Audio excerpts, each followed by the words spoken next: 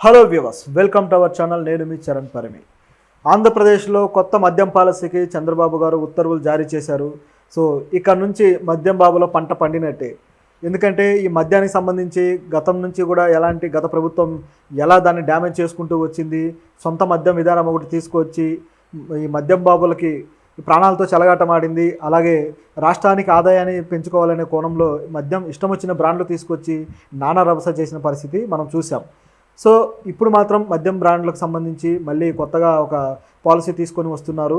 So దానికి సంబంధించి గమనిస్తే గత ప్రభుత్వంలో జగన్ ఏం చేశారంటే ఈ ఉన్న మెయిన్ బ్రాండ్స్ ఏవైతే ఉన్నాయో అవన్నీ కూడా మొత్తం వాటిని తీసేసి వాటిని బ్యాన్ చేసి ఇంటర్నేషనల్ బ్రాండ్స్ కావచ్చు, జాతీయ స్థాయి బ్రాండ్స్ కావచ్చు, వీటన్నిటిని తీసేసి లోకల్ బ్రాండ్స్కి ఆయన ఉత్తర్వులు ఇవ్వడము, లోకల్ కంపెనీలకి ఆయన అథారిటీ ఇచ్చేయడంతో ఇష్టానుసారంగా కంపెనీలన్నీ వచ్చేసాయి అన్నమాట.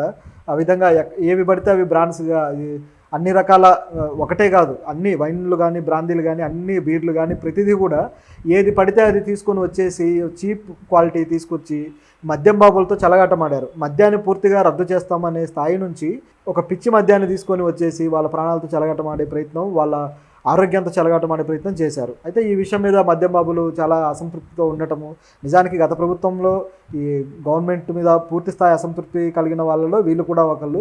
సో ఈసారి జగన్ ఓడిపోవడానికి కారణం కూడా వీళ్ళ ఓట్లు కూడా కొంత భాగమే అని చెప్పేసి అందరికీ తెలిసిందే.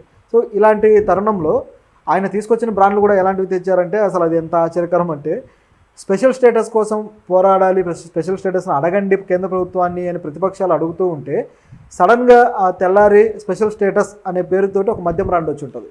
అలాగే ప్రెసిడెంట్ మెడల్, ఎవరో ఒక వ్యక్తికి లేదా ఎవరో ఒక సెలబ్రిటీకి ఒక ప్రెసిడెంట్ మెడల్, అది పద్మశ్రీలో ఏదో మొత్తానికి ఒకటి వస్తే ఇమీడియట్గా ప్రెసిడెంట్ మెడల్ అనే పేరుతోటి బ్రాండ్. ఇంకా గత వారం క్రితం అయితే ఇంకా పవర్ స్టార్ అని చెప్పేసి ఒక కొత్త బ్రాండే వచ్చేసింది ఏపీలో. అంటే ఎప్పుడైతే పవర్ స్టార్ డిప్యూటీ సీఎంగా బాధ్యతలు తీసుకున్నారో వెంటనే 2 రోజుల్లో పవర్ స్టార్ అనే బ్రాండ్ వచ్చేసింది. ఈ విధంగా ఇష్టానుసారంగా పనికిమాలిన బ్రాండ్స్ అన్నీ తీసుకొచ్చి అటువైపు మనం రాష్ట్ర హక్కులు అభివృద్ధి గురించి మాట్లాడుతూ ఉంటే ఇవి లేకపోగా వీటికి సంబంధించిన పేర్లతోటి బ్రాండ్లు రావడం అంటే ఎంత అవమానకరమైన పని, అది ఒక ఇన్సల్టింగ్ లాగా కనపడింది అనమాట. ఇప్పుడు ఆ బ్రాండ్లన్నింటినీ బ్యాన్ చేయబోతున్నారు. ఇక్కడ ఆ బ్రాండ్లు కనపడకపోవచ్చు. సో ఇప్పుడు అవి పోయి మళ్ళీ కొత్తగా ఏ బ్రాండ్స్ అయితే బ్యాన్ చేసి ఉన్నారో గతంలో, ఈ అంతర్జాతీయ బ్రాండ్స్ కావచ్చు, అలాగే జాతీయ స్థాయి బ్రాండ్స్ కావచ్చు, దేశీయ కంపెనీలు, ఇవన్నీ మళ్ళీ వచ్చే అవకాశం ఉంది. అయితే ఇన్ని రోజులు మరి ఎట్లా జరిగింది ఈ ఆంధ్రప్రదేశ్లో ఈ మద్యానికి సంబంధించి పాలసీ అంటే, ఈ బ్రాండ్స్ ఎలాగో నడుస్తూనే ఉన్నాయి. ఈ బ్రాండ్స్, ఈ ఫేక్ బ్రాండ్స్ ఏవైతే ఉన్నాయో ఇవన్నీ కూడా ఒకవైపు వెళ్తూ ఉండగా ఇది కాక సపరేట్గా ఒక స్మగ్లింగ్ మాఫియా కూడా దీనివల్ల డెవలప్ అయిన పరిస్థితి కనిపిస్తుంది. ఈ స్మగ్లింగ్ మాఫియాను కూడా ఇప్పుడు అరికట్టే అవకాశం దీనివల్ల ఏర్పడుతుంది అనమాట. ఇది ఒకటే కాదు, స్మగ్లింగే కాకుండా డ్రగ్స్ కూడా దీనివల్లే పెరగడం జరిగింది ఈ పాత మద్యం విధానం వల్ల. ఎట్లా అంటే ఇప్పుడు స్మగ్లింగ్ ఎలా జరుగుతుంది అంటే, ఈ బ్రాండ్స్ కోసం, ఈ దేశీయ బ్రాండ్స్ కోసం, పాత బ్రాండ్స్ ఏవైతే ఉన్నాయో వాటి కోసము వీళ్ళు ఆంధ్ర నుంచి తెలంగాణకి రావడము, తెలంగాణలో స్మగ్లింగ్ అంతా గూడ్స్గా వీటిని తీసుకొని వెళ్ళి బార్డర్ దాటించడము, అక్కడ మళ్ళీ డబుల్ రేట్స్కి వేరే రేట్స్కి అమ్ముకోవడం, ఇలా చేస్తూ వచ్చారు. అంటే వాటికి ఉన్న డిమాండ్ని ఈ విధంగా ఉపయోగించుకుంటూ వచ్చారనమాట. ఈ నాగార్జున సాగర్ దగ్గర ఏదైతే చెక్ పోస్ట్ ఉంటుందో అక్కడ ప్రతి బస్సులోనూ చెక్ చేయడము, ప్రతి వెహికల్ని చెక్ చేయడము గంటల తరబడి, ఈ విధంగా ప్రాసెస్ అవుతూ అనేక బస్సుల్లో దొరికాయి కూడా ఈ స్మగ్లింగ్ చేస్తున్న ఈ బ్రాండ్స్ కావచ్చు ఇవన్నీ కూడా. అలాగే ఈ విజయవాడ హైవేలో కూడా అనేకం దొరికాయి సూర్యాపేట ఈ బార్డర్ తర్వాత. సో ఇట్లా జరుగుతూ వచ్చిన పరిస్థితిలో ఇక ఈ స్మగ్లింగ్ మాఫియా ఒకటి తయారైపోయింది ఆల్టర్నేట్గా. ఇది ఒకటి కంటిన్యూ అవుతున్న టైంలో మరొకటి ఏం జరిగిందంటే, ఈ మద్యం ఏదైతే తీసుకున్న మద్యం ఉందో, ఈ కొత్తగా వచ్చిన ఈ పిచ్చి మద్యం ఏదైతే ఉందో, ఇది తీసుకోవటం వల్ల యువత బాగా మెంటల్గా, సైకలాజికల్గా కాస్త ఇబ్బందులు పడ్డము, అవి వాటి డోస్ సరిపోక వాళ్ళు ఇంకా డోస్ కావాలని చెప్పేసి వీళ్ళు డ్రగ్స్ వైపు మళ్ళడం జరుగుతూ వచ్చింది. ఏపీలో డ్రగ్స్, ఈ గంజాయి కానీ ఈ వినియోగం పెరగడానికి ఇది కూడా ఒక విధమైన కారణమైంది. సో ఆ విధంగా యువత జీవితాలను నిర్వీర్యం చేయడానికి ఈ పనికిమాలిన మద్యం అనేది చాలా కీలక పాత్ర పోషించిన పరిస్థితి ఉందన్నమాట. ఇప్పుడు ఆ మద్యాన్ని రద్దు చేయడం వల్ల, అయితే ప్రభుత్వం చెప్పిన రీజన్లు కూడా మరీ హాస్యాస్పదంగా, ఏమాత్రం నిజాయితీ లేకుండా ఉన్నాయి. ఇలాంటి మద్యం తేవడం వల్ల వీళ్ళు తగ్గిస్తారు, లేదా మద్యం రేట్లు పెంచడం వల్ల తాగడం తగ్గిస్తారు అని చెప్పి. వ్యసనాలకు అలా ఉండదు. ఏవైనా అవసరాలు అయితే అవసరాలు తగ్గించుకుంటారు, లగ్జరీస్ అయితే లగ్జరీస్ తగ్గించుకుంటారు. కానీ వ్యసనాలకు అలా ఉండదు. వ్యసనం అనేది ఏ స్థాయికైనా మనిషిని దిగజారుస్తుంది. ఇప్పుడు ఈ డ్రగ్ ఎడిక్షన్ అనేది వ్యసనం కాబట్టే అందరూ కంట్రోల్ చేయాలని చెప్పేసి పోలీస్ శాఖలు కూడా చెప్పడం జరుగుతుంది. ఒకవేళ ఆ వ్యసనాన్ని కంట్రోల్ చేయకపోతే ఏమవుతుంది?